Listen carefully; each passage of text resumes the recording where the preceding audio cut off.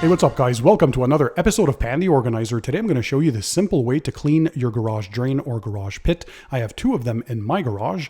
So to do this, we're going to need a few simple tools. First of all, a wet and dry vacuum, and inside of it, remove the air filter. That way it doesn't get clogged up because we're going to be sucking up a lot of water.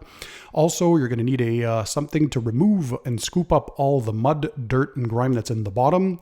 Also, a screwdriver to lift the drain, a little brush, and also a bucket to lift all of that stuff in there. I'll leave the links in the description to everything that you need, by the way, so you can easily find it. And you'll go from a disgusting, dirty garage drain like this to something like this that is clean and ready to go in just a few simple steps.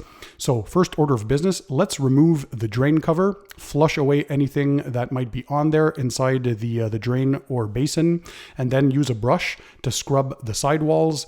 And this is important to do at least once a year, especially after winter, to remove all the dirt, grime, the mud, and things that accumulate in the bottom. In my case, I also detail a lot of vehicles, so there can be a lot of those chemicals that end up inside the garage drain. So I'm using the wet and dry vacuum now to remove all the liquids until we get to a point where we just see some mud in the bottom. That's all the accumulation, and I do this every year, guys. So imagine if you haven't taken care of yours in much more time than that, all the stuff that can accumulate down there. It's absolutely disgusting.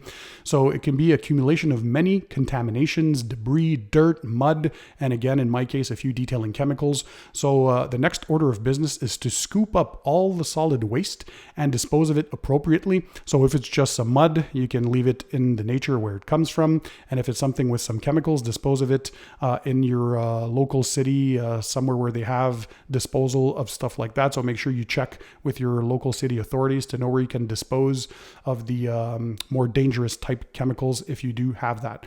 We're going to scoop up, rinse again, rinse and scoop until we get to a point where the basin looks pretty clean, or the drain itself, because we're going to be moving to the next step after that, which is going to be step number 5, to just wipe with a microfiber towel or any rag that you have to scoop up whatever remaining dirt is left in there, and just have a look at this. It is perfect. It's clean, back to its original state. And you can also inspect for any cracks or crevices, because if there's any failure points, keep in mind that water can seep through. And in the wintertime with freezing and expanding, well, eventually can seep under the foundation of the garage and create some more damage. And then we're just going to refill with some clean water up to the pipe level. That way it prevents any fumes from coming back into the system. That way you have a clean setup. It's removed of any dirt, grime, and dirt.